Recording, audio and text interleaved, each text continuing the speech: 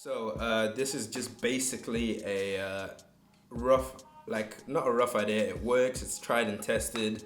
I was watching a YouTube video a couple years back where it explained this whole method of tuning in detail. It's a pretty cool, nifty way to tune drums. You get pretty consistent sound quite quickly. You can apply the same technique to the bottom heads, so the resonant heads. Works pretty well. Since I'm tuning a smaller kit, it's 10, 16 and 13 sized kit. It's a TAMA Metro Jam kit. I've applied different kinds of methods to how I go for getting my sound on the kit. So for example, I've got some muffling or dampening underneath on the resonant side head. Just go with it, apply it, with what works, with what kind of size drums you have or what kind of feel you're going for. That's pretty much it. I'm gonna jump straight into it. You'd be surprised the kind of sounds you can get if you just kind of fiddle around with things and take some time getting to learn them and just, spend more time with your kit and getting comfortable.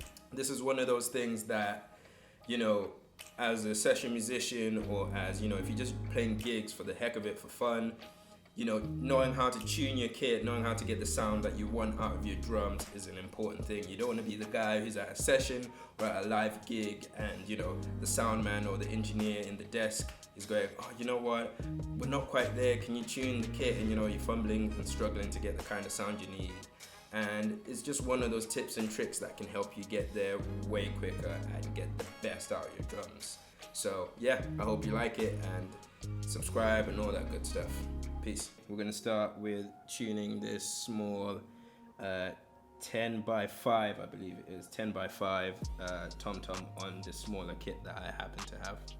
And I think a telltale sign of when you already need to change the skins is, I don't know if you can see them in the camera, but you see those indents. Once you have those kind of indents, I would say on something like a clear skin, the head's pretty much done.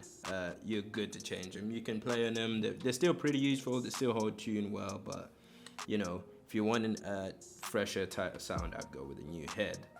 This kit came with the Evan G1s on it, but I'm actually going to be switching it over to Remo, or some people say Remo, but Remo Pinstripes.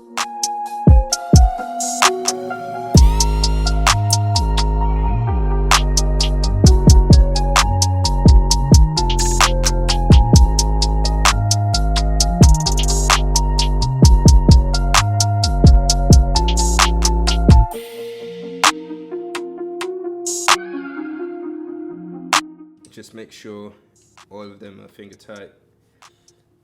You're gonna put your hand in the middle of the drum, right? And all those creases that are around the drum, we want those to disappear. You can see some of them here, some of them up here, all the way around your hand. The trick is to get all of those creases to disappear, and we should have a pretty decent drum sound to then start our in-depth detailed tuning from.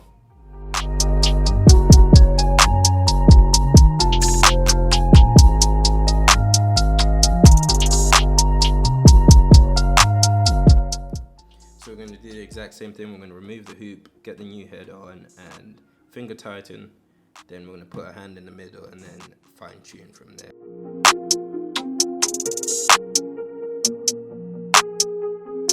So once you got everything finger tight, same thing. Put your hand in the middle. See all those creases. We're going to get rid of them. Then we'll go in and we'll detail everything and get a better, cleaner sound. And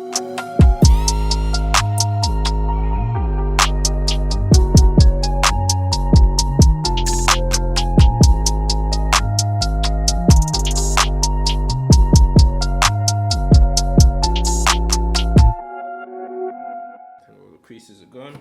Sweet. Alright, so we're going to change this head.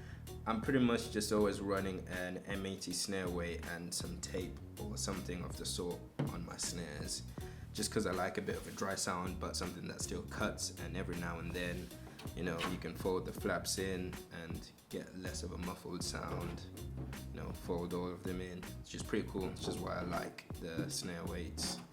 Flip it up too.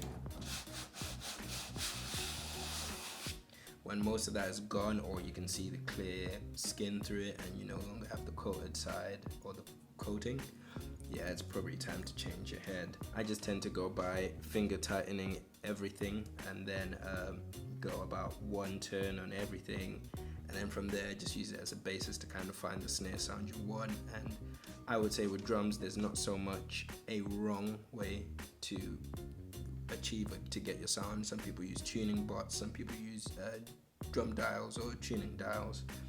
It's just you need to be able to serve the music and get the sound you need for whatever you're playing and get a good sound, and just familiarizing yourself. Get comfortable and you'll be surprised the things you can actually achieve.